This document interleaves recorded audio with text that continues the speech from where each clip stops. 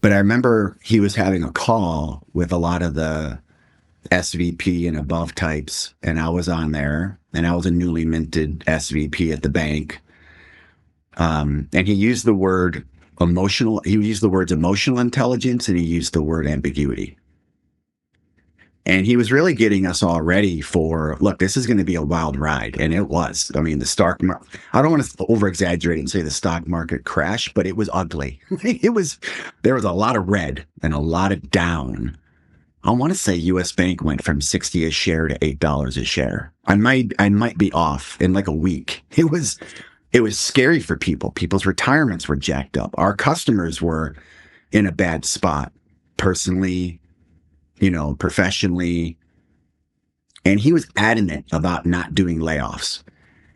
And he just said it on a call. And I remember back then, for CEOs of that ilk to talk about those things and there's 70,000 people working at the bank at the time. And there's a lot of us on that call. And for him to say, I don't want to do layoffs, it was like it was scary, right? They were like, oh man. Yeah. And he said, you need to get good at ambiguity. There's going to be a lot of gray through this. What things you thought were stable or procedurally sound or are no longer. Like the world has changed overnight. And it did. Like, I'm glad you were insulated. But in banking and payments, the world changed overnight. And even though you're insulated from it, Rachel, this could have buried you, could have buried AT&T. Like, the lending windows closed. And you guys can go out and Google this. Money stopped moving. The system seized. Not for long, but enough that it was like, and we didn't see 1929 again. But that's because the Fed took real action. So imagine you're operating in these environments and that seismic thing happened.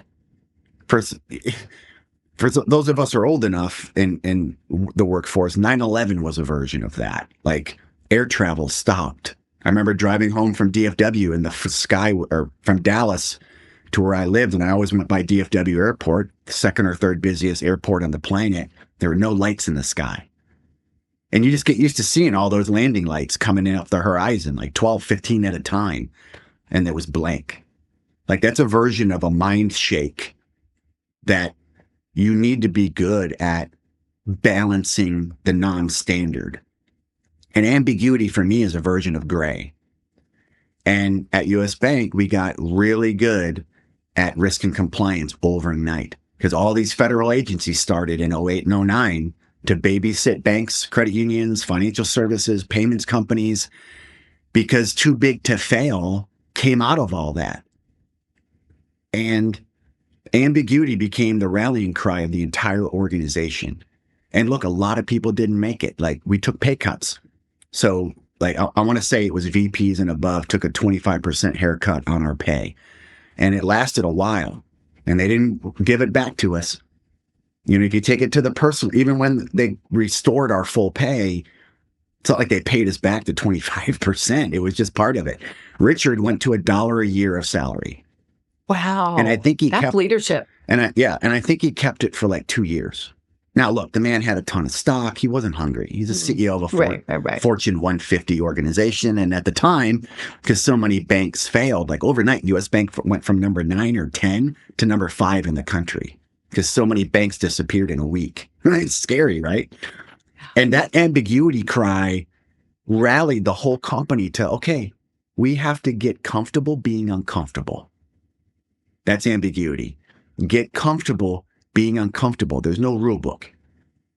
There's no sometimes rhyme or reason, at least in the moment for some of the people going through it.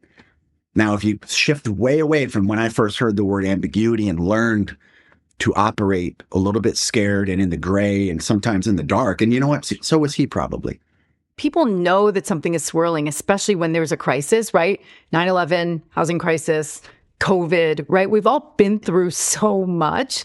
And some of these situations are temporary, right? Thank God, right? They're temporary. It's a crisis. It moves on. And then often, right, we can revert to the clarity that we were comfortable before. But having a real leader that grounds everyone and first saying, it's okay to feel a little swirly, right? This is unfamiliar. This is uncharted territory. But then having the leaders around you to ground everyone in what you do know. Because even in situations of ambiguity, there's still some things that we can remind ourselves that we know that are realities that are staying constant, right? And so one thing I've always guided people to do if they were feeling like, hey, I'm not really sure, this is unclear, I said, well, tell me what you do know. Write a list of all the things that you know to be true and know to be real. And usually we find that there is more than we know than we think we do. Which I think can help us get through that. But what about situations where it may not be, the ambiguity may not be a result of a crisis or a national disaster or a situation. And ambiguity is a result of maybe sometimes poor leadership or lack of clarity, right? As a leader, how do you help others navigate those kinds of environments? Because sometimes if an industry is evolving or if a company is going through a very unique time period, or you're just in catch-up mode or you're in startup mode, things might be ambiguous forever. And some people have a hard time with that.